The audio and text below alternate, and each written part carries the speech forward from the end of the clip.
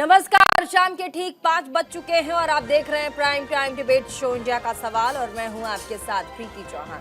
संसद का शीतकालीन सत्र आज से शुरू हो गया। ये सेशन 22 दिसंबर तक चलेगा। 19 दिन के दौरान दोनों ही सदनों में 15 बैठकें होंगी। वहीं आज लोकसभा में जब प्रधानमंत्री मोदी के जब वो पहुंचे तो एनडीए सांसदों ने उनका जोरदार स्वागत किया। सांसदों ने नारे लगाए, बार बार मोदी की सरकार, तीसरी बार मोदी सरकार। तो वहीं सत्र शुरू होने से पहले प्रधानमंत्री नरेंद्र मोदी ने विपक्ष से अपील की कि उन्होंने ये कहा कि बाहर मिली पराजय का गुस्सा सदन में मत निकालिएगा, सदन में सकारात्मक चर्चा करें। प्रधानमंत्री ने कहा कि राजनीतिक गर्मी बड़ी तेजी से बदल रही है। 4 राज्यों के नतीजे सामने आए हैं, बहुत ही उत्साहवर्धक परिणाम रहा। ये देश के उज्जवल भविष्य के लिए है। महिलाएं, युवा, किसान और गरीब ये ऐसी महत्वपूर्ण जातियां हैं जिनका एम्पावरमेंट जरूरी है देश में, और अगर इनका एम्पावरमेंट चाहिए प्रधानमंत्री नरेंद्र मोदी और मोदी की गारंटी पर वोट करना होगा। साथ ही उन्होंने कहा कि एंटी इनकम्बेंसी जो फैक्टर था वो भी खत्म हो गया है। प्रधानमंत्री ने कई बड़ी बातें की हैं और साथ ही ये भी कहा है कि मोहब्बत की दुकान खोलकर जिस तरीके से ताबड़तोड़ नफरत बांटा जा रहा था उस पर शायद लगाम लगेगी और जनता उस पर भरोसा नहीं करती है। सबसे पहले आपको तस्वीरें दिखाते हैं कि आज प्रधानमंत्री ने जब शीतकालीन सत्र के पहले मीडिया को संबोधित किया, उसके बाद सदन में जिस तरीके से प्रधानमंत्री नरेंद्र मोदी के वहां मौजूद होने के बाद तमाम भारतीय जनता पार्टी के जितने सांसद थे उन्होंने बार बार मोदी और साथ ही हैट्रिक मोदी, तीसरी बार मोदी, अब की बार 400 पार के नारे लगाए। ऐसे में विपक्षी दलों का क्या कुछ कहना है एक बार जल्दी से आपको सुनवाते। साथ ही सबसे पहले प्रधानमंत्री नरेंद्र मोदी की प्रचंड जीत 3 राज्यों में, क्या ये 2024 के पहले का हैट्रिक है? क्या 2024 का आगाज हो चुका है? क्या जनता अपना मूड और मत बता रही है कि 2024 में किसकी सरकार बनेगी? क्या प्रधानमंत्री नरेंद्र मोदी अब देश की पहली पसंद है प्रधानमंत्री के लिए? क्या भारतीय जनता पार्टी जिस तरीके से तमाम राज्यों में चुनाव लड़ रही है, मोदी के चेहरे पर लोग वोट कर रहे हैं, क्या ये गारंटी 2024 के लिए भारतीय जनता पार्टी को एक बार फिर से प्रचंड बहुमत की तरफ लेकर जाएगा? इसी पर हम चर्चा करेंगे, बातचीत करेंगे। सबसे पहले शुरुआत, प्रधानमंत्री नरेंद्र मोदी ने सदन में क्या कुछ कहा है। हर किसी का भविष्य उज्जवल है, निराश होने की जरूरत नहीं है, लेकिन कृपा करके बाहर के पराजय का गुस्सा सदन में मत उतारना।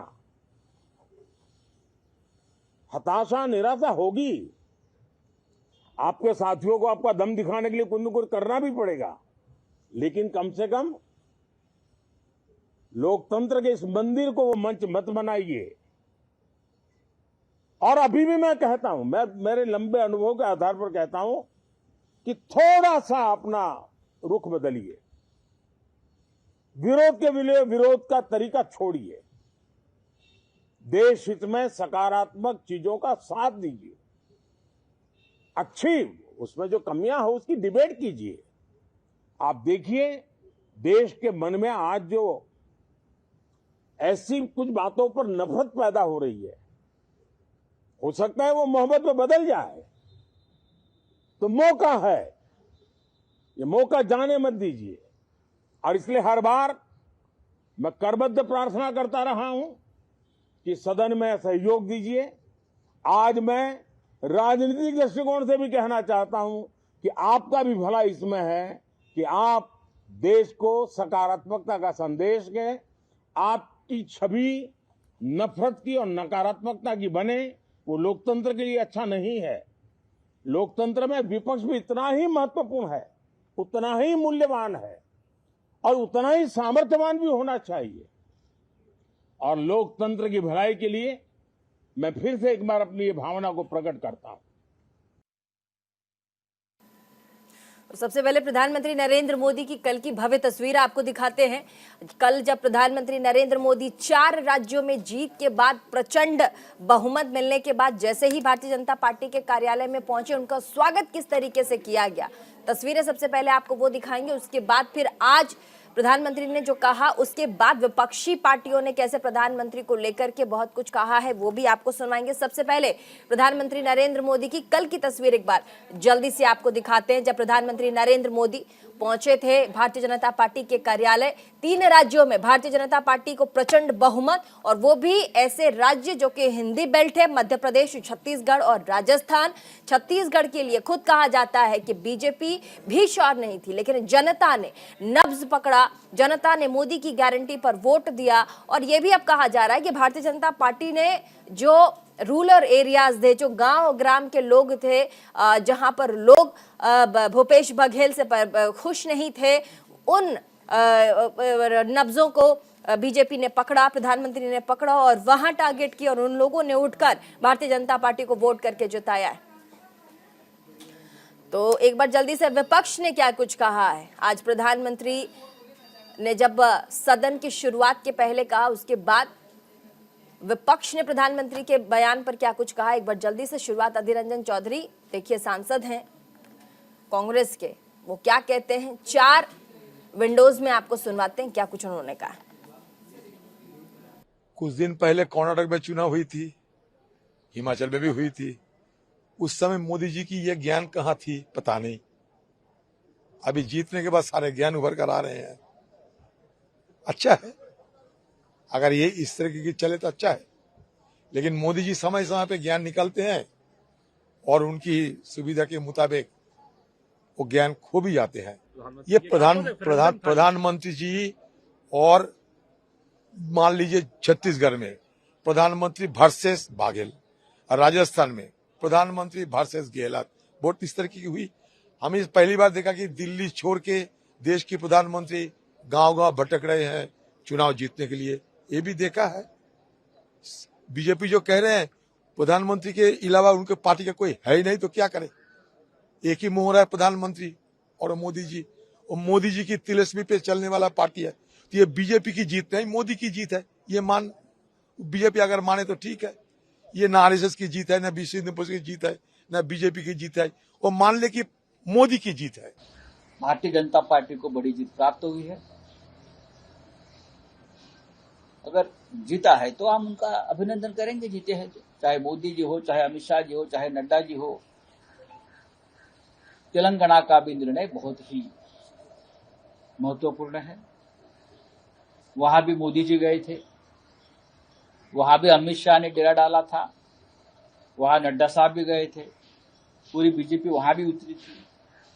फिर भी बीजेपी को 10 सीटें भी नहीं मिली है, और वहां राहुल गांधी ने तेलंगाना में बहुत जोर से प्रचार किया था, और राहुल गांधी और उनकी पार्टी की जीत हुई है। उनका भी अभिनंदन करता हूं। अब आपका जो सवाल है, किसका डोमिनेंस बड़ा है, किसका एरोगेंस बड़ा है, किसके बार्गेनिंग पावर बड़ी है, वो हमारा प्रश्न नहीं है।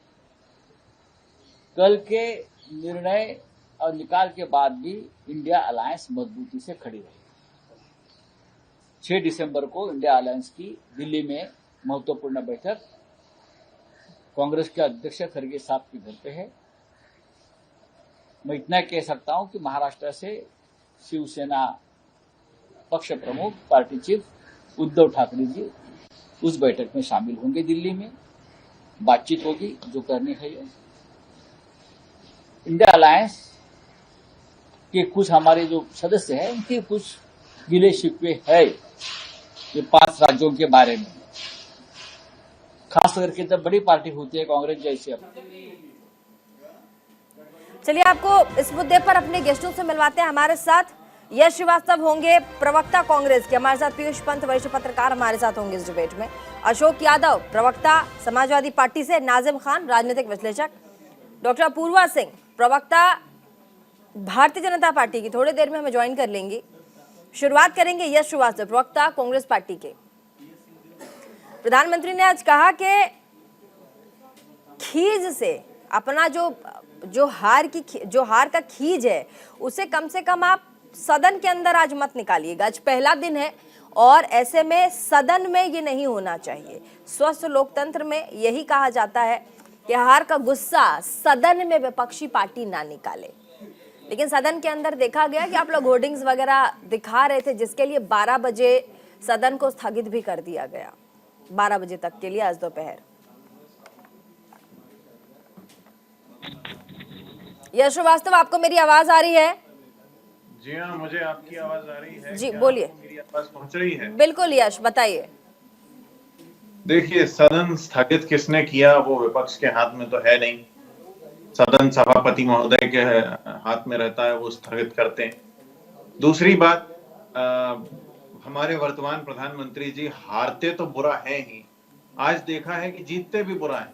3 राज्य जीते हैं, हम केवल तेलंगाना जीते हैं, लेकिन आके सबसे पहले उनने चिल्लाया क्या, तेलंगाना तक आवाज पहुंचनी चाहिए। क्यों भैया, उन 3 राज्यों में आवाज पहुंचाइए जिनमें आप सीटें बढ़ी है लंबे-लंबे ना वादे उनकी, करके कहाँ 1 सीट पे थे, कहाँ 8 सीटें आई हैं। सीटें बढ़ी हैं उनकी, तो कह रहे हैं। उनकी सीटें बढ़ी हैं तो हमने तो उनसे ज्यादा सीटें बढ़ाई है ना, यही तो मैं कह रहा हूँ। 3 राज्यों में सरकार बनाने के बाद भी सिर्फ एक राज्य के कारण वो खुद खींचे हुए हैं और आके विपक्ष पे तान तोड़ रहे हैं कि भैया गुस्सा मत निकालो। अरे साहब, गुस्से की बात छोड़िए, संसद का सत्र चालू हो गया, आइए बात कीजिए, मणिपुर पे बात कीजिए, अडानी की जेपीसी पे बात कीजिए, बेरोजगारी महंगाई पे बात कीजिए, तमाम मुद्दे पड़े हुए हैं वैसे के वैसे, काम कीजिए ना।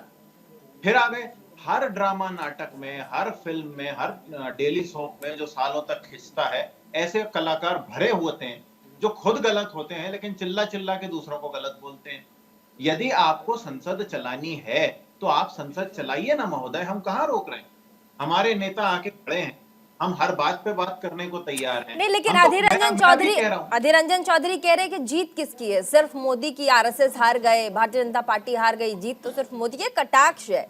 अगर कोई पार्टी जीत रहा है और धुआंधार चुनाव प्रचार आप लोगों ने भी किया, धुआंधार चुनाव प्रचार भारतीय जनता पार्टी ने भी किया, छत्तीसगढ़ में आपकी सरकार थी, आपके जो मुख्यमंत्री भूपेश बघेल थे वो कॉन्फिडेंट थे। कल तक, परसों तक उन्होंने इंटरव्यू में कहा है कि हम बहुमत के साथ, स्पष्ट बहुमत के साथ वापसी कर रहे हैं।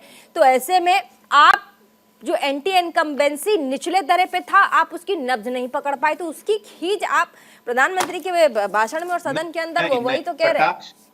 कटाक्ष खींच नहीं होता अभी।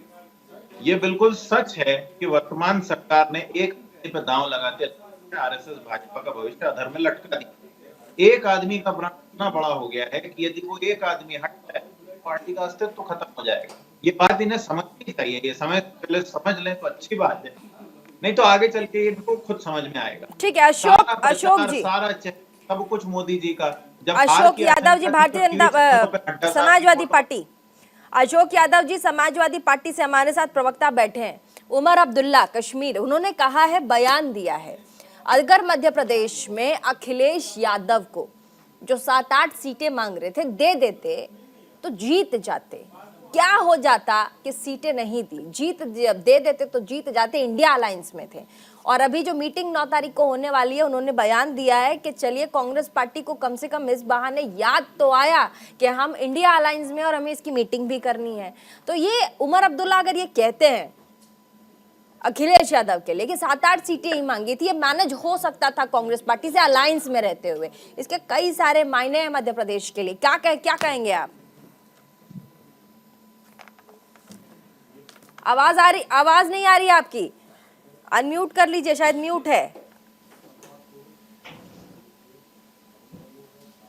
हेलो, हाँ बोलिए, आ रही है, बोलिए। मैं ये कह रहा था कि अब चुनाव तो खत्म हो गए प्रीति जी, तो चुनाव के साथ साथ जिन्होंने इस तरह का जो डिस्प्यूट पैदा किया था, जो मध्य प्रदेश के लोकल जो लीडरशिप थी कांग्रेस पार्टी की, तो चुनाव के साथ साथ उनका जो एरोगेंस था वो भी खत्म हो गया। तो मुझे लगता है कि इस मुद्दे को ही खत्म कर देना चाहिए। बाकी जो आगे का हमारा चुनाव है 2024 का, उस चुनाव की सुधि लेना चाहिए इंडिया गठबंधन को, और उसको मुझे लगता है कि आप समाजवादी पार्टी के इकलौते ऐसे प्रवक्ता हैं जो अपडेटेड नहीं है, सर माफ कीजिएगा। जब खुद अखिलेश यादव पूरे चुनाव के कैंपेन में ये कहते हैं कि हमें सीटें नहीं दी गई हैं, पता नहीं इस अलायंस का क्या भविष्य है, एक बार सोचना चाहिए। जब वो मुखर होके कहते हैं तो आप पार्टी के प्रवक्ता हो के इस तरह की बात करते हैं, हमें आगे बढ़ना चाहिए। शांति का संदेश अगर आपको देना है तो सबसे पहले पार्टी की तरफ से आना चाहिए। सर मैं आपसे रिएक्शन मांग रही हूँ, अलायंस में जो पार्टी है, जो आप पर जो आपको लेके, आपकी भावनाओं को लेकर के जो कमेंट कर रही है, जो आपकी बातों को आगे कर रहा है, कम से कम उस पर तो हामी भरिए। देखिए प्रीति जी, ऐसा है कि अब झगड़ा कितने दिन तक आप लोग चलाएंगे टीवी पे? हाँ, मैंने उमर अब्दुल्ला मेरा नाम है। अच्छा, उमर अब्दुल्ला मेरा नाम है। नहीं, मेरा नाम है उमर अब्दुल्ला। अरे मेरा नाम है उमर अब्दुल्ला। मैंने सुबह उठ के, मेरा काम है सवाल पूछना, मैंने जेन्युइनली आपसे पूछा है। नहीं, मैं वही कह रहा हूँ। देखिए, ऐसा है कि जो चीजें हुई, गठबंधन हमारा नहीं हो पाया, उस चीज का खेद का अब कांग्रेस को भी हो रहा होगा, और हमें तो उसमें खेद था ही। मैं वही कह रहा था कि जिस तरह से वहां का लोकल लीडरशिप कांग्रेस की जो भी गलतियां की, जो भी हमारे राष्ट्रीय ध्वज के साथ अपमानजनक भाषा का इस्तेमाल किया, तो वो उनकी पराजय हुई। अब वो बात हमारी तरफ से वो बात आगे नहीं बढ़ाई जाएगी, समाजवादी पार्टी की तरफ से वो बात खत्म हो गई। अब मैं ये कह रहा हूं कि हमारे पार्टी का ही मानना है कि अब इंडिया गठबंधन के जो आगे का फ्यूचर प्लान है, उस फ्यूचर प्लान पे हम लोगों को एकजुट होकर के भारतीय जनता पार्टी के जो सरकार, अभी मोदी जी की बात आप सुना रही थी, जो लोकतंत्र की बात कर रहे थे, स्वस्थ लोकतंत्र की बात कर रहे थे। आप ये बताइए, जो व्यक्ति 2014 से लेकर आज तक विगत 10 सालों से अपनी पूरी ताकत से भारतीय लोकतंत्र के और संविधान पे प्रहार करता आ रहा है, आज वो व्यक्ति स्वस्थ लोकतंत्र की बात कर रहा है। जो व्यक्ति इस देश के जो फोर्थ पिलर होता है, जिसको मीडिया कहते हैं, मीडिया से आज 10 सालों में एक सवाल तक नहीं लेते, वो व्यक्ति अपने मन की बात सुनाते हैं। जो व्यक्ति लगातार इलेक्शन कमीशन को अपने जेब में रखने के लिए अरुण गोयल जैसे अधिकारी को 24 घंटे के अंदर चुनाव आयुक्त बनवा करके चुनाव में तमाम विपक्षी दलों को नोटिस लगातार चुनाव आयोग देता है, लेकिन भारतीय जनता पार्टी कुछ भी कर दे लेकिन उसको नोटिस नहीं इशू होता है। तो इस तरह से कहीं न कहीं जो लोकतंत्र की व्यवस्था जो बनाई गई थी, चेक एंड बैलेंस बनाया गया था ताकि चुनी हुई सत्ता निरंकुश न हो जाए, वो चुनी हुई सत्ता तानाशाह न हो जाए। इसलिए हमारे देश के संविधान निर्माताओं ने तरह तरह के चेक एंड बैलेंस बनाए थे प्रीति जी, लेकिन लगातार ये मोदी सरकार उस चेक एंड बैलेंस को धराशायी करती जा रही है, और उसके मुखिया कह रहे हैं कि स्वस्थ लोकतंत्र की बात कर रहे हैं। अपूर्वा सिंह जी हमारे साथ जुड़ी हुई हैं क्या? अपूर्वा सिंह जी हमारे साथ, भारतीय जनता पार्टी की प्रवक्ता। अपूर्वा सिंह भारतीय जनता पार्टी की प्रवक्ता हमारे साथ हैं। आपको आवाज आ रही है अपूर्वा जी? पीयूष पंत जी, अभी जो अशोक यादव कह रहे हैं, अभी कह रहे हैं हमारा अलायंस नहीं बन पाया, लेकिन हम 2024 के फ्यूचर के बारे में सोचेंगे, हम आगे अलायंस में आकर के काम करने के बारे में सोचेंगे। मुझे लगता है अलायंस में आके काम करने के बारे में सोचने से ज्यादा अभी महत्वपूर्ण है कि 2024 के लिए जिस तरीके से भारतीय जनता पार्टी को 3 बड़े हिंदी बेल्ट वाले राज्यों में लोगों ने मैंडेट दिया है, एक साइन दिया है, जिसकी प्रधानमंत्री ने कल बात की कि मोदी की गारंटी पे लोगों ने गारंटी दिखाया है। आपको नहीं लगता रणनीति इस पर बननी चाहिए और उस हार की वजह ढूंढनी चाहिए जिस पर कांग्रेस पार्टी आगे जाकर शायद 2024 में कुछ बेहतर कर पाए, अपनी जमीन को बचा पाए?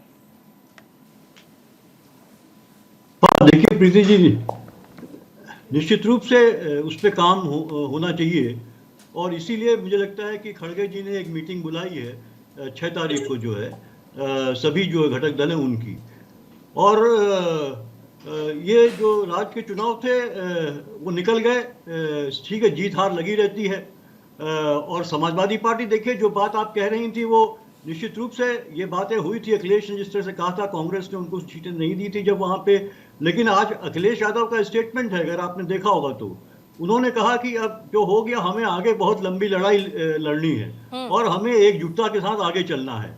तो अखिलेश ने भी उस जो बाईगॉन इज बाईगॉन करके वो बात कर दी। वो राज्य का एक चुनाव था जिसमें सब एक दूसरे के आमने सामने थे, अपनी अपनी जमीन तलाश रहे थे। हाँ, अगर वहां पर अंडरस्टैंडिंग बन जाती, कांग्रेस इनको सीटें देती तो बहुत अच्छा होता है। एक सवाल, ठीक है सर, आपने बहुत अच्छा जवाब दिया।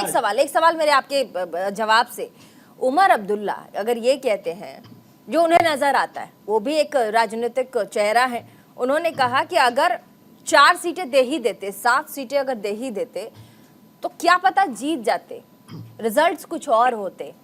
इसके कई आयाम हैं इस शब्द के जो उमर अब्दुल्ला कह रहे हैं। विधानसभा चुनाव में जब कांग्रेस पार्टी सीटों को लेकर कॉम्प्रोमाइज करने को तैयार नहीं है, तो 2024 की आप कितनी भी रणनीति बना लीजिए, मल्लिकार्जुन खड़गे जितने भी घटक दलों को बुला करके बात कर ले, जितने घटक दल हैं, इसकी क्या गारंटी है कि 2024 में फिर 4 सीट या 5 सीट के लिए, या जहां लगेगा कि बड़ी पार्टी कांग्रेस पार्टी को थोड़ा अपने घटक दलों के लिए कॉम्प्रोमाइज करने की जरूरत है, वहां वो करेगी? इसकी तो गारंटी नहीं है सर, बोलिए।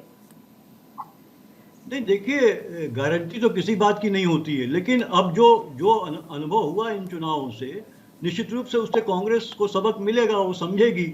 और देखिए, ये पहले से ही ये कहा जा रहा था कि जो नेशनल अलायंस बना हुआ है जो इंडिया के नाम से, उसमें निश्चित रूप से एडजस्टमेंट होगा। राज्य के चुनाव में हर पार्टी, खासकर कांग्रेस, ये कोशिश कर रही थी कि उसकी सरकारें बने ताकि वो एक बड़ी पार्टी के रूप में आए और बार्गेनिंग पावर उसकी बढ़े। निश्चित रूप से ये वो कर रही थी, लेकिन मैं ये भी मानता हूं कि उसको थोड़ा सा अपना दिल बड़ा करके ये एक आगे की रणनीति की भूमिका को वहां पे तय करना चाहिए था और छोटे दलों को भी अपने साथ एडजस्ट करके चलना चाहिए था। उससे कितना परिणाम में फर्क पड़ता मुझे नहीं लगता बहुत पड़ता, 2-4 सीटों का शायद फर्क पड़ जाता, लेकिन बहुत ज्यादा फर्क नहीं पड़ता, क्योंकि समाजवादी पार्टी अकेले चुनाव लड़ी और देखिए आज जो है वो कहीं भी नहीं है मध्य प्रदेश में। नौसेना दिवस आज भारत मना रहा है और ऐसे में देशीय प्रधानमंत्री नरेंद्र मोदी नौसेना दिवस पर पहुंचे हैं, वहां पर उनका हौसला अफजाई कर रहे हैं। एक बार जल्दी से आपको लिए चलते प्रधानमंत्री क्या कुछ कर रहे हैं, देखिए। छत्रपति शिवाजी महाराज की विरासत से जोड़ने का अवसर मिला था। अब एपोलेट्स में भी छत्रपति वीर शिवाजी महाराज का प्रतिबिंब हम सबको नजर आएगा। अपनी विरासत पर गर्व की भावना के साथ मुझे एक और घोषणा करते हुए आज गौरव हो रहा है। भारतीय नौसेना अब अपने रैंक्स का नामकरण भारतीय परंपराओं के अनुरूप करने जा रही है। हम सशस्त्र बलों में अपनी नारी शक्ति की संख्या बढ़ाने पर भी जोर दे रहे हैं। मैं नौसेना को बधाई दूंगा कि आपने नेवल शिप में देश की पहली महिला कमांडिंग अफसर की तैनाती की है। साथियों, आज का भारत अपने लिए बड़े लक्ष्य तय कर रहा है और उसे पाने के लिए अपनी पूरी शक्ति लगा रहा है।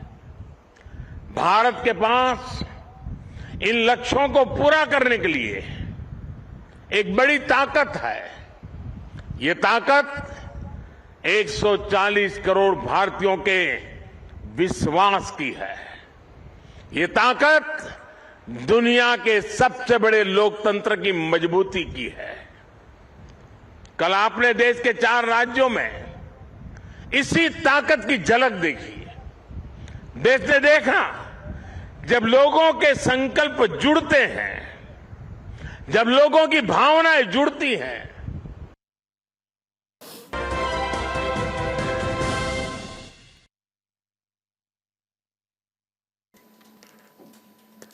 बहुत बहुत स्वागत आप सभी का। ब्रेक के बाद वापस चलेंगे हमारे साथ तमाम मेहमान। कोशिश करूंगी भारतीय जनता पार्टी की प्रवक्ता जो हमारे साथ है वो जुड़ गई होंगी, एक बार उनके पास भी लेके चलूंगी। लेकिन ऐसे में हमारे साथ नाजिम जी रहे, पॉलिटिकल एनालिस्ट, उनके पास भी हम चलेंगे। क्या कारण रहे होंगे नाजिम जी? 2 राज्य बड़े, एक में छत्तीसगढ़ जहां पर आप पहले से कांग्रेस की सरकार थी, राजस्थान जहां पर सरकार पर तुष्टीकरण के आरोप लगे लेकिन वो जादू चला नहीं, भारतीय जनता पार्टी की सरकार बनने जा रही है। ऐसे में मुस्लिम कार्ड भी कहा जा रहा है, तुष्टीकरण जो कांग्रेस कर रही थी, भारतीय जनता पार्टी ऐसा आरोप लगा रही थी, लेकिन ये सब कुछ नहीं चला। मोदी की गारंटी एकमात्र ऐसा फैक्टर जिस पर जनता ने बम्पर वोटिंग की है। बोलिए। इस तरीके से 4 राज्यों के जो अभी रिजल्ट आए हैं, देखिए उसमें कहीं ना कहीं कांग्रेस की तरफ से बहुत बढ़िया गलतियां हुई है, तो उस पर उनको मंथन करने की सख्त जरूरत है। जिस तरीके से मुस्लिम हिंदू ये बातें चली, वहीं पर अब वहां के जनता ने, राजस्थान की जनता और मध्य प्रदेश की जनता और छत्तीसगढ़ की जनता ने मोदी जी की बात पर विश्वास करा और उन्होंने जन तन से बिल्कुल मोदी जी को वोट करा, जिसका कारण यह रहा कि कांग्रेस को बुरी तरीके से हार झेलनी पड़ी। लेकिन प्रीति जी, जहां पर आपने देखा होगा राजस्थान के अंदर मोदी जी ने देखिए कन्हैया जी का मुद्दा किस तरीके से उठाया था, वहीं कांग्रेस ने जुनैद नासिर का जो एक बुलेरो के अंदर जलाया गया था वो वाला मुद्दा भी बड़ा अहम था। कहीं ना कहीं इन मुद्दों को लेकर राजस्थान की सरकार फेल हुई है, तो उसका खामियाजा राजस्थान सरकार को भुगतना पड़ा। वहीं मध्य प्रदेश सरकार ने जहां महिलाओं के अकाउंटों में 1000-2000 के जो पेमेंट डालवाई थी सरकार की तरफ से वहां कहीं ना कहीं महिलाओं का उनको बहुत ही ज्यादा फायदा हुआ है। तो मध्य प्रदेश सरकार पूरी तरीके से महिलाओं का वोट को भुनाने में कामयाब हुई। वहीं पर कांग्रेस को यह विचार करना चाहिए कि हमारे कहाँ गलतियां हुई है। लेकिन जिस तरीके से मध्य प्रदेश के अंदर प्रीति जी अखिलेश जी को अनदेखा करा गया, तो कहीं ना कहीं अब 2024 के अंदर इसका इम्पैक्ट उत्तर प्रदेश के चुनाव में जरूर पड़ेगा। लेकिन जिस तरीके से भी समाजवादी पार्टी के प्रवक्ता कह रहे हैं कि हमने पिछली बातों को भुला दिया, लेकिन ये भुलाने वाली बात नहीं है। जब इंडिया अलायंस के अंदर सभी दल हैं तो उनको वो वहां पर जो हमारे अखिलेश जी ने अगर सीटें मांगी थी, जिस तरीके से उमर साहब ने कहा कि 4-5 सीटें दे देंगे तो क्या हो जाता है, हो सकता था कांग्रेस जीत जाती। तो कहीं ना कहीं यही असर उत्तर प्रदेश में भी 2024 के चुनाव को देखना पड़ेगा कांग्रेस को। प्रीति जी देखिए, जितने भी छोटे छोटे घटक दल है, जैसे मुस्लिम कम्युनिटी के आते हैं उत्तर प्रदेश के अंदर पीस पार्टी, और भी बहुत सारे दल हैं, उनको जोड़ना चाहिए ताकि जिस तरीके से भारतीय जनता पार्टी छोटे छोटे दलों से अपना अलायंस करती है और उसी तरीके से सरकार में उनको भी हिस्सेदारी और सत्ता हासिल करती है। ये कहीं ना कहीं ऐसे ट्रेंड है जिनको कांग्रेस को भुनाना चाहिए। लेकिन कांग्रेस ने बहुत बड़ी गलतियां करी है, उन गलतियों को पूरी तरीके से मंथन करना चाहिए। अगर दोबारा अगर 2024 में अगर रिटर्न करना है, तो अगर 2024 में रिटर्न नहीं कर पाते तो फिर कांग्रेस पूरी तरीके से खत्म हो जाएगी। आपके भी बोल आज बदले बदले लग रहे हैं। हो सकता है ये चुनाव के नतीजों का असर हो। अपूर्वा सिंह भारतीय जनता पार्टी की प्रवक्ता हमारे साथ जुड़ी हैं।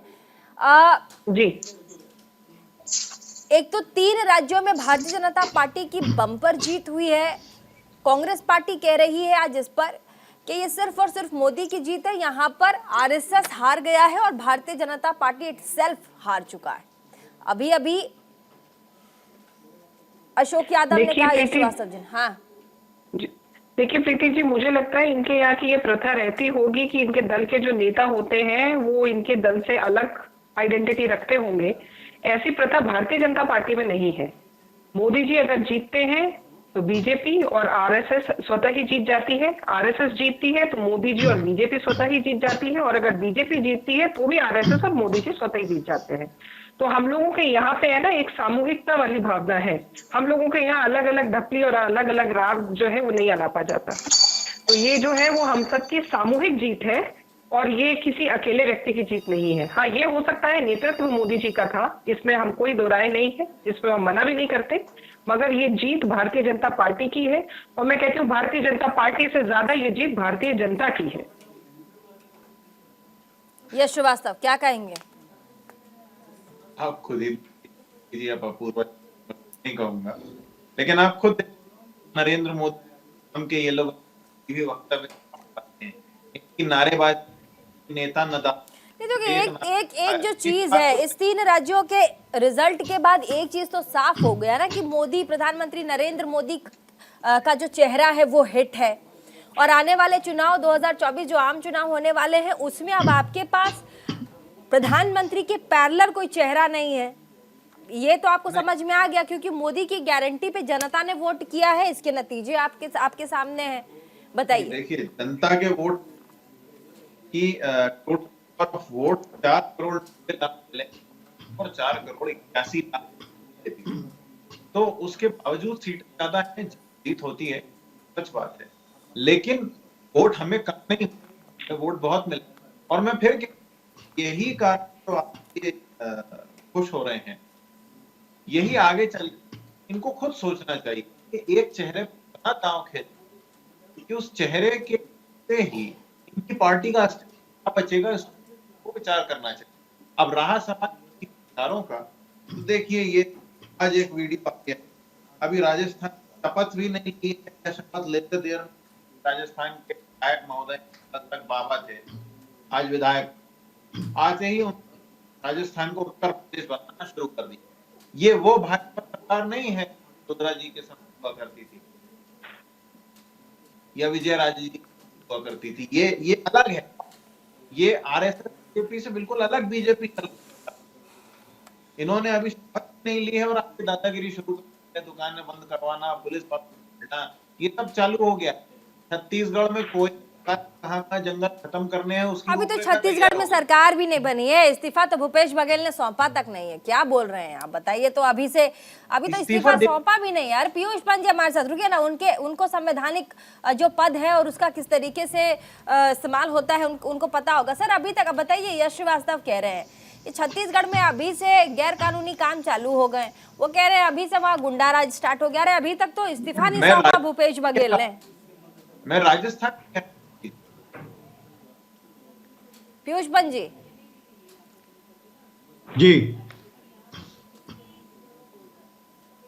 आपको मेरी आवाज आ रही है सर? सवाल आप नहीं देखिए जो उनका शायद जो यश का जो संदर्भ था वो राजस्थान को लेके था, जिसमें कि वहां के जो उनके जो एक महात्मा टाइप के व्यक्ति जो हैं वो जीत के आए हैं, जो सांसद भी हैं, वो जो योगी की एक कॉपी बताया जा रहा है बालकृष्ण जी महाराज, तो, बाल मुकुंद जी हाँ, उन्होंने ये स्टेटमेंट दिया है कि यहाँ पे सब नॉन वेज की दुकानें बंद हो जानी चाहिए। तो इस तरह की बातों को शायद वो रेफर कर रहे हैं वहां पे। लेकिन अभी चूंकि सरकार का फॉर्मेशन नहीं हुआ है किसी भी राज्य में, वहां के मुख्यमंत्री अपना त्यागपत्र देंगे, जो पार्टी जीती है वो अपने चीफ मिनिस्टर को तय करेगी और फिर वो गवर्नर के पास जाएगी। तब तक जो है पुराने मुख्यमंत्री ही जो है वो कंटिन्यू करेंगे वहां पे बनने तक। तो ये प्रक्रिया है। लेकिन अति उत्साही होने के कारण अब भारतीय जनता पार्टी के कुछ लोग जो है इस तरह के स्टेटमेंट दे रहे हैं, और दूसरी पार्टी भी जब जीतती है उनके भी देते हैं नेता। ये उस उबाल में जो है, उस जीत की खुशी में, या उस तरह से ऐसा एक आपको लगता है कि आप जीत गए, आप कुछ भी कर सकते हो, तो ये होता है। लेकिन उसको इस तरह से नहीं मानना चाहिए कि जो है कि आप इस तरह के काम हो रहे हैं। अभी सरकार जो है ऑफिशियली जो है अभी टेक ओवर नहीं हुआ है, वो प्रक्रिया अभी होनी बाकी है, तो उसके बाद ही इस तरह की बात हो सकती है। लेकिन ये ऐसा लोग करते हैं अति उत्साह में आके, तो इस तरह के स्टेटमेंट आ रहे हैं। उसकी तरफ मेरे ख्याल से यश का जो था उनका संकेत उसी तरफ था कि अभी सरकार जीती है और इस तरह की बातें होने लगी हैं। तो इसका ये जब चलता रहता है, मैं इसको बहुत ज़्यादा महत्व नहीं देता हूँ, क्योंकि इसमें बहुत सारे लोग होते हैं जो अति उत्साह में कुछ बोल जाते हैं और जो सोचते हैं कि हम जो बहुत ज़्यादा पावरफुल हो गए अब, तो वो इस तरह की बातें करते हैं। इससे ज़्यादा मैं इसको कुछ मानता नहीं हूँ। क्या कहेंगे यश? मैं अभी भी वही कहूंगा। चलिए अपूर्वा जी हाथ उठा रही हैं। पीयूष पंत जी और जो यश श्रीवास्तव कह रहे हैं उनकी बातों पर रिएक्शन क्या देंगी? प्रीति जी, पहली चीज मैं आपको ये कहना चाहूंगी कि बाबा जो हमारे बाबा मुकुंदाचार्य जी हैं वो सांसद नहीं है, वो अभी विधायक चुनकर आए हैं, तो मैं ये अपडेट कर दूं नॉलेज। दूसरी विषय ये है कि अगर आप उस वीडियो को बहुत गहराई से देखेंगे तो उन्होंने जो सक्षम अधिकारी है उसको फोन करके ये सिर्फ मात्र पूछा था कि अगर मेन रोड के ऊपर खुलेआम अगर नॉनवेज बिक रहा है तो ये लीगल है क्या, ये कानून के दायरे के अंदर आता है क्या, और अगर ये कानून में नहीं आता है तो इन दुकानों को जो है वो जैसे खुलेआम ये सड़क के ऊपर चल रही है, इनको इनका जो योग्य स्थान है वहां पर भी शिफ्ट किया जाए। तो मुझे लगता है उन्होंने कोई इसमें गलत काम नहीं किया, ना ही दादागिरी करी। उन्होंने उस अधिकारी से ये भी पूछा है कि आप आज कार्रवाई करें और मैं शाम को आपसे रिपोर्ट लूंगा। तो ये कोई दादागिरी नहीं है, जो नियम बने हुए हैं और राज्य सरकार के नियम बने हुए हैं उसी के अधीन रह करके उन्होंने काम किया है। और ना ही उन्होंने ये भी कहा कि इस तरह ये सब बंद हो जानी चाहिए, जितने भी नॉनवेज की दुकानें हैं ये सब बंद हो जानी चाहिए। नहीं, उन्होंने ये कहा कि आप ये बताइए क्या खुले आम ये मिलना जायज है क्या, लीगल वेज में आप इसको चेक करिए क्या ये सही है। उन्होंने कहा, उन्होंने कुछ जवाब नहीं दिया, उन्होंने कहा जवाब दीजिए, आप ऑनलाइन है। तो उन्होंने जवाब दिया कि नहीं साहब ये सही नहीं है। तो उन्होंने कहा अगर सही नहीं है तो शाम को मैं आपसे वापस रिपोर्ट लूंगा, कार्रवाई करिए। दूसरी बात यह है, इन्होंने कहा था भाजपा धर्म पर बांटती है। यश श्रीवास्तव जी, मैं आपसे एक घटना के ऊपर प्रकाश डालने के लिए निवेदन करूंगी। राजस्थान के अंदर ही अभी कुछ दिन पहले एक विशेष समुदाय के व्यक्ति का रोड एक्सीडेंट में डेथ हो जाती है, मार पिटाई होती है, डेथ हो जाती है उसके, और उसको एक ही दिन के अंदर 50 लाख रुपए का मुआवजा दे दिया जाता है, सरकारी नौकरी दी जाती है संविदा की, और डेयरी बूथ भी दिया जाता है।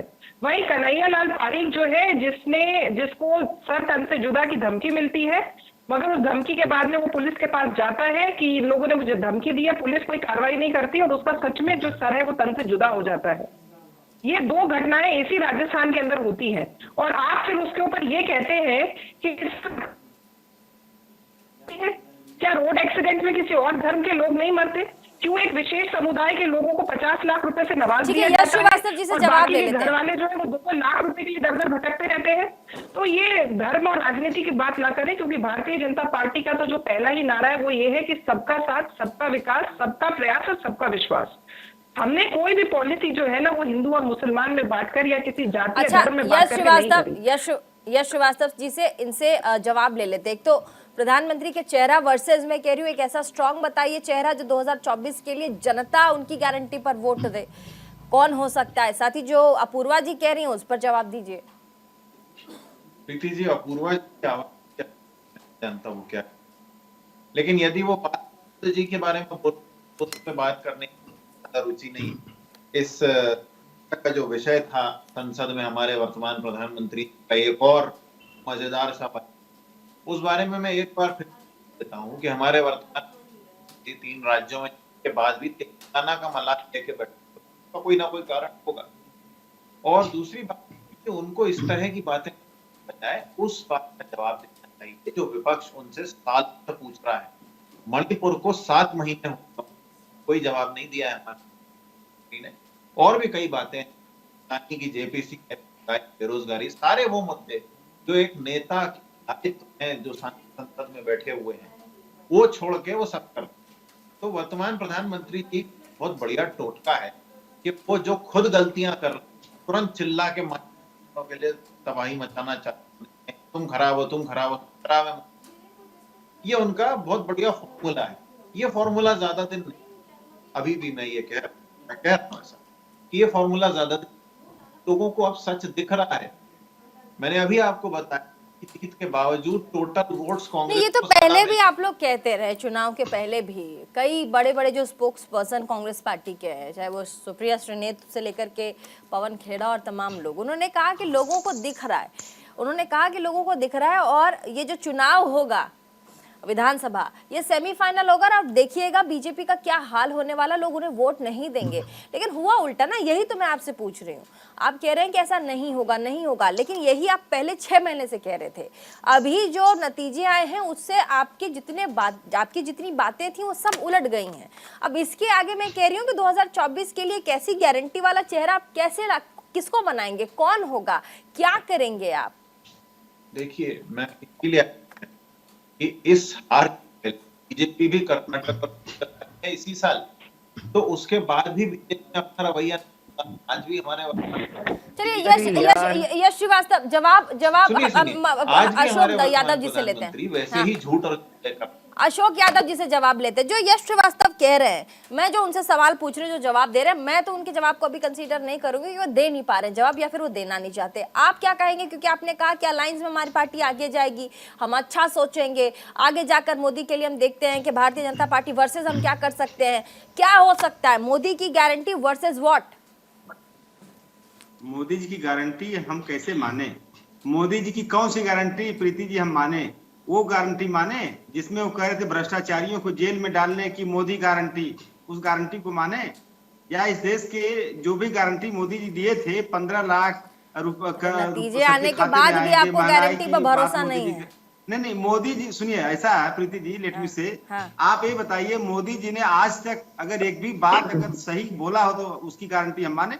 एक भी बात बता दीजिए जो बातें उन्होंने सार्वजनिक प्लेटफॉर्म से बोला है। बहुत ही महंगाई की बात, मारक की बात मोदी सरकार, उन्होंने पेट्रोल डीजल की बात की, उन्होंने रोजगार की बात की, 2 करोड़ नौकरियों की बात की, उन्होंने किसानों की आय दोगुनी करने की बात की 2022 तक, उन्होंने महिला सम्मान की बात की। और उन्हीं के पार्टी में ब्रिजभूषण शरण सिंह जी लोग हैं जो जैसे लोग हैं, स्वामी चिन्मयानंद जैसे लोग हैं जो महिलाओं को सम्मान करते हैं। तो मोदी जी की कौन सी गारंटी की बात आप कर रहे हैं, मैं समझ नहीं पा रहा हूँ कि मोदी जी की बार बार गारंटी। आप लोग आकलन पे बात क्यों नहीं करते? मान लीजिए सुनिए चेहरे की बात, आकलन पे बात क्यों नहीं? अभी तक मैंने आपको भी आकलन पे बात करते नहीं सुना। पीयूष पंत जी हैं, अगर ये भी कह दें कि आप लोगों ने आकलन पे एक बार भी, चाहे यश श्रीवास्तव हो या आप हो, एक बार भी एक अच्छे प्रवक्ता होने के नाते कहा कि ठीक है अगर हार हुई है पार्टी की इतनी बड़ी, आप तो अलायंस में आप कह रहे सहमति दिखा रहे कि हम आगे लड़ेंगे, एक बार ये तो होता कि हम आकलन करेंगे हमारी स्ट्रैटेजी कहाँ फेल रही है। अगर प्रधानमंत्री नरेंद्र मोदी की चेहरे की गारंटी पे जनता इस कदर वोट कर रही है तो हम उस पर आकलन करेंगे कि हमें क्या करना चाहिए।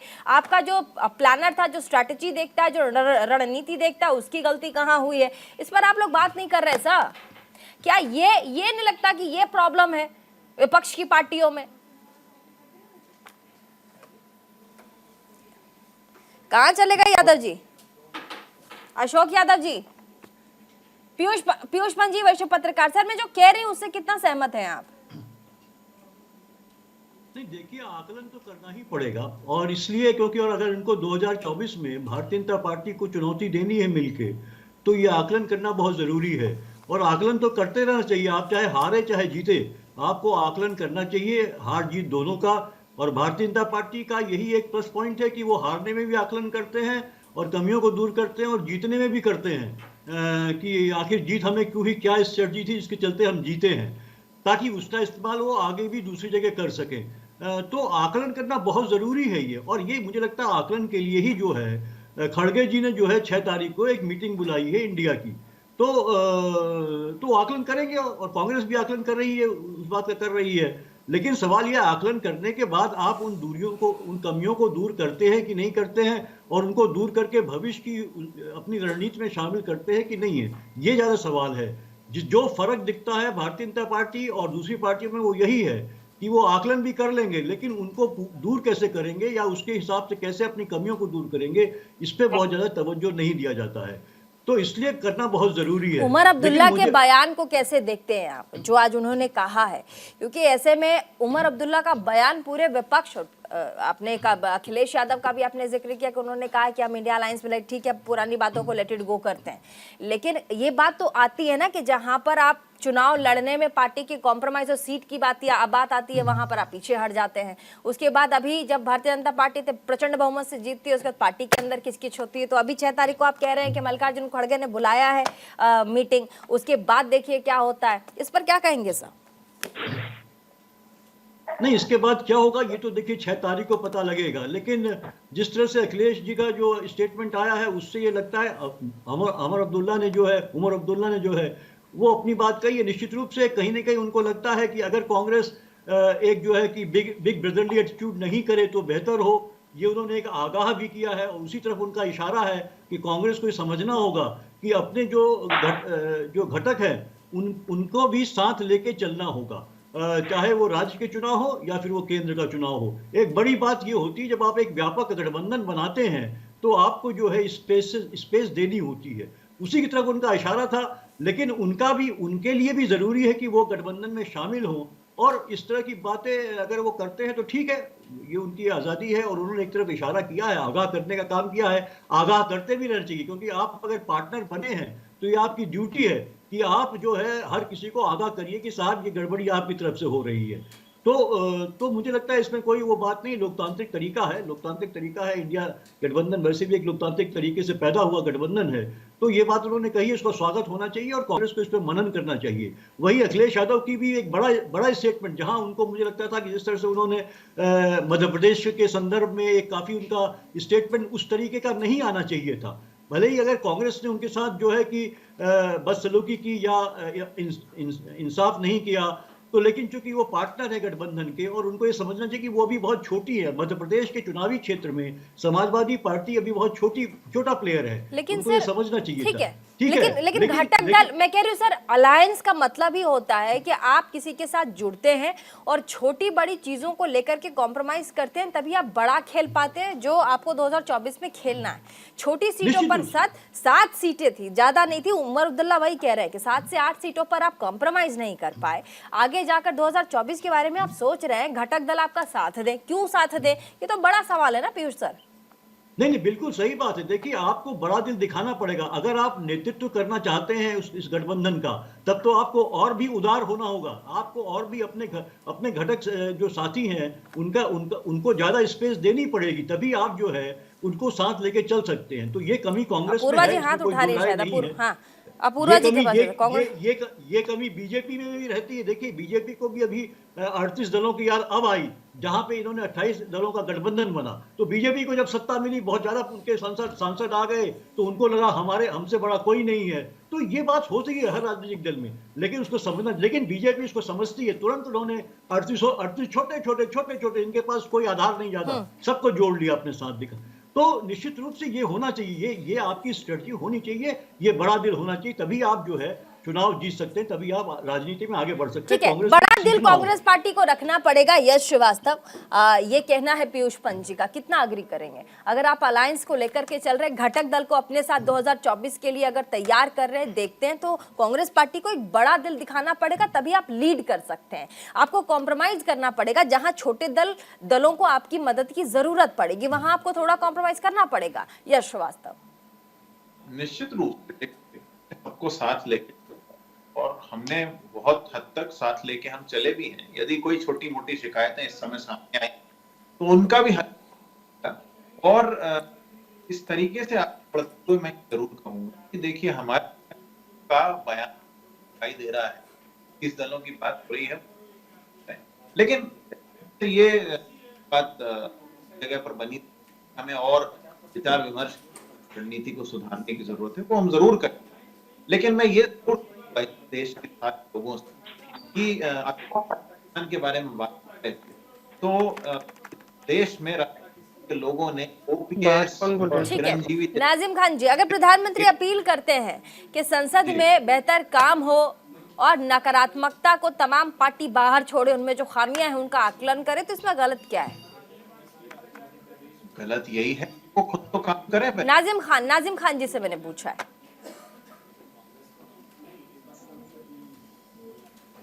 नाजिम खान, आपको आवाज आ रही है मेरी? चलिए, अशोक यादव जी, समाजवादी पार्टी के प्रवक्ता, जो सवाल मैंने पूछा आपने सुना? जी जी जी, जवाब दीजिए। देखिए, ऐसा है कि माननीय मोदी जी सबसे काम करने की अपील करते हैं, और देश के मुखिया होने के नाते वो 24/7 हमेशा इलेक्शन मोड में रहते हैं। तो वो अपनी जो प्रधानमंत्री पद की जो जिम्मेदारी है उसका निर्वहन कितना % वो कर पा रहे हैं, क्योंकि कोई भी चुनाव आता है प्रीति जी, आप कहेंगे कि हमेशा हम लोग विपक्ष वाले हैं तो हमेशा निगेटिव बोलते हैं, क्योंकि निगेटिव इसलिए बोलना पड़ता है कि विपक्ष निगेटिव नहीं बोलता है, विपक्ष आईना दिखाता है, और आईना दिखाना हमारा काम है। और हम लोग ये मतलब नोटिस करते हैं कि माननीय मोदी जी की जो जिम्मेदारी है, जो प्राइम मिनिस्टर है, उसके तुलना में वो इलेक्शन मोड में ज्यादा रहते हैं। वो इलेक्टोरल प्राइम मिनिस्टर हैं, न कि वर्किंग प्राइम मिनिस्टर हैं। तो इस तरह का व्यक्ति अगर किसी को सीख दे रहा है, तो महात्मा गांधी जी का मैं एक लेख पढ़ रहा था जिसमें उन्होंने किसी बच्चे को कोई डाइट छोड़ने की सलाह दी, तो पहले खुद वो डाइट छोड़े, तो उसके बाद जब उनको लगा कि पूर्वा जी से पूछ लेते हैं। अशोक जी कह रहे हैं कि इलेक्टोरल प्रधानमंत्री हैं, काम नहीं करते हैं। देखिए प्रीति जी, मुझे लगता है कि काम वो करते हैं या नहीं करते हैं, इसके लिए अशोक यादव जी को अपना चश्मा बदलना पड़ेगा। अगर सपा के चश्मे से देखेंगे तो वो काम नहीं करते नजर आएंगे, और अगर भारतीय जनता या विश्व के वैश्विक परिदृश्य में आप देखेंगे तो भारत के प्रधानमंत्री से ज्यादा कोई काम करने वाला ही आपको नजर नहीं आएगा। दूसरी बात, मैं 3-4 बातों का एक साथ आपको जवाब देना चाहूंगी। इन्होंने मोदी जी पर भी अभी काफी प्रश्न खड़े किए हैं, एक आकलन, लेकिन यहाँ पर जरूर, क्योंकि कई यहाँ पर प्रवक्ता जिन्होंने कहा कि काम नहीं करते हैं, इलेक्शन मोड में रहते हैं, लेकिन ये सोचने का विषय है। जो मेरे अंदर से सवाल वो ये है कि अगर काम नहीं करते हैं तो जनता क्या इतनी बेवकूफ है कि आप अगर उनके काम पर उन्हें टारगेट भी कर रहे हैं तो जनता उसे नजरअंदाज करके उन्हें वोट कर रही है। तो या तो आप जनता को बेवकूफ बता रहे हैं, या फिर आप अपने लोगों को साधने की कोशिश कर रहे हैं, जिस तरीके से आरोप भारतीय जनता पार्टी लगाती है कि दोनों ही पार्टियां, चाहे समाजवादी हो या फिर कांग्रेस पार्टी हो, तुष्टीकरण की राजनीति करती है। अब इसमें इन सब में सच ये है, और पता भी आप सबको होगा कि 3 राज्यों में भारतीय जनता पार्टी की सरकार बनने जा रही है, मध्य प्रदेश, राजस्थान और साथ ही छत्तीसगढ़। लेकिन ऐसे में अब यहाँ पर मुख्यमंत्री का चेहरा कौन होगा उस पर अभी मुहर लगना बाकी है। लेकिन 2024 के लिए जिस तरीके से इन विधानसभा चुनाव के नतीजे आए हैं, उससे एक चीज वाकई स्पष्ट है कि आने वाले समय में प्रधानमंत्री नरेंद्र मोदी ने जिस तरीके से अपने चेहरे की गारंटी लोगों तक पहुंचाई है, उस पर जनता खुलकर वोट करेगी। फिलहाल छोटे से ब्रेक के लिए हम रुक रहे हैं, कहीं मत जाइएगा, देखते रहिए न्यूज़ इंडिया, साथ ही देखना ना भूलें हमारा prime time debate show India का सवाल।